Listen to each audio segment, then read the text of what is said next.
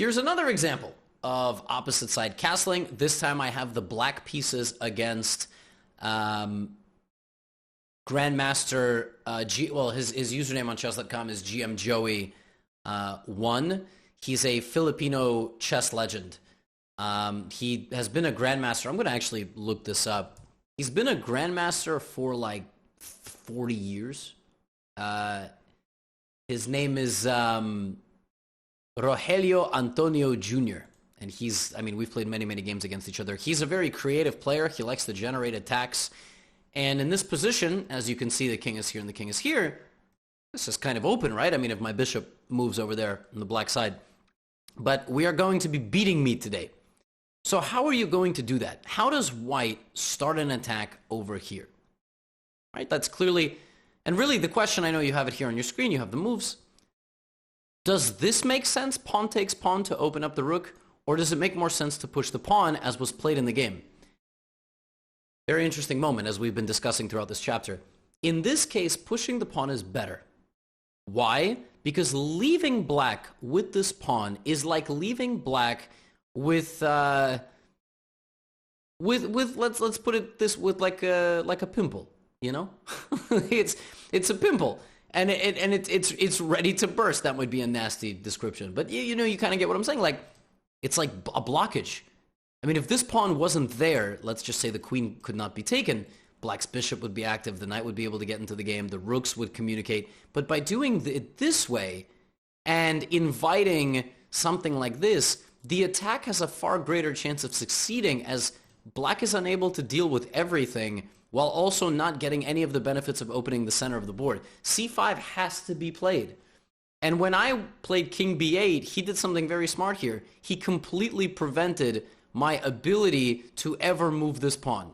He could have played knight d4 straight away. He decided to trade bishops and then played knight d4, and now I'm stuck. This bishop is a sitting duck. That bishop has absolutely no way out. The pawn is either going to take or push. This queen for Joey is maybe going to attack the rook and slide over, or attack it and come forward and, you know, kind of point in this direction. So I played the move c6 because I was trying to cocoon here. I was trying to play b5, a6, and just create a brick wall, not let him in. He kept going with his pawns. He's in no rush. You are in no rush to do anything here.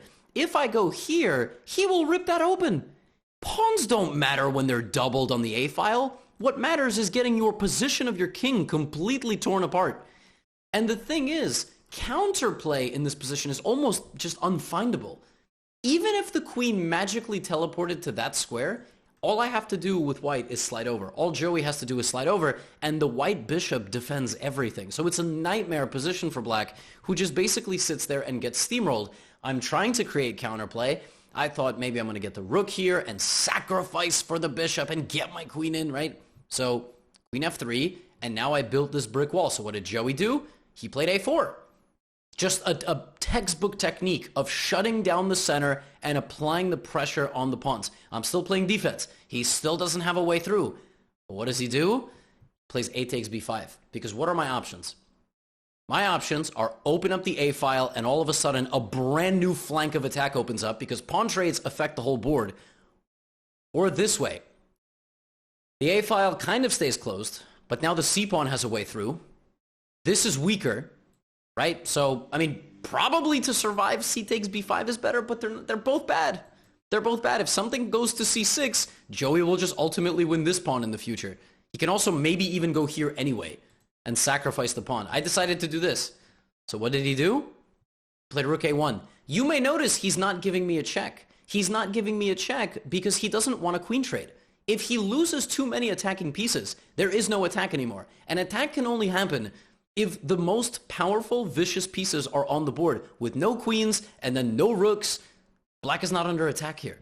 So Joey takes his time, goes to the a-file. I try to get out of the way. He plays rook e1.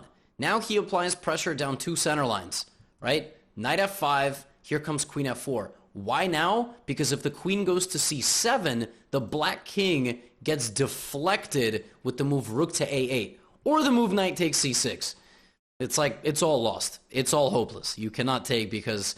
So it's made in a few moves. It's made in three, basically.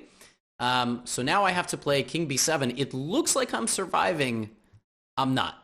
He takes on f5, and it goes from bad to worse, because in this position, he again doesn't trade queens. He doesn't go here looking for this.